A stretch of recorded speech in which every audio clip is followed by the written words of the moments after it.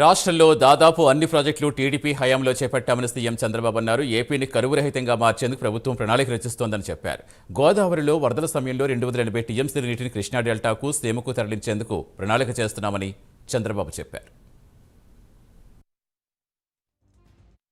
Water availability 729 TMC నీళ్లు ఉన్నాయి. 74% జనవరి 1కి నీళ్లు ఉండడం అనేది ఇది ఒక చరిత్ర. ఎప్పుడూ ఇది జరగలేదు. పంటలు అయిపోయిన తర్వాత, ఖరీఫ్ అయిన తర్వాత, రేపు రబీ వచ్చిన తర్వాత మొట్టమొదటిసారి ఖరీఫ్ కూడా అడ్వాన్స్ ఇచ్చేదానికి అవకాశం ఉంటుంది. వరదల కంటే ముందు, తుఫాను కంటే ముందు పంట తీసుకునే అవకాశం వస్తుంది. దాన్ని ప్లాన్ చేస్తున్నాం. ఇవన్నీ కూడా జరిగిన దానికి కారణం ప్రాపర్ మేనేజ్మెంట్ చేశాం.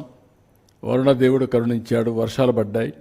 ఆ వర్షాన్ని కూడా రెయిన్ వాటర్ని ఎక్కడికక్కడ ఫ్లడ్ మేనేజ్మెంట్ చేసి తద్వారా రిజర్వాయర్లకు వాళ్ళు ఇచ్చాం సకాలంలో. ఇవన్నీ కూడా కలిసి వచ్చి ఈరోజు వాటర్ స్టోరేజ్ చేయగలిగాం.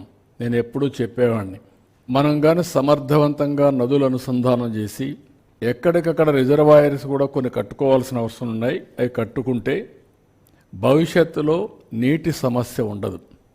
ఆంధ్రప్రదేశ్ 2 సమస్యలు ఉన్నాయి. ఒకప్పుడు ఒక పక్క తుఫాన్లు, ఇంకో పక్క కరువు.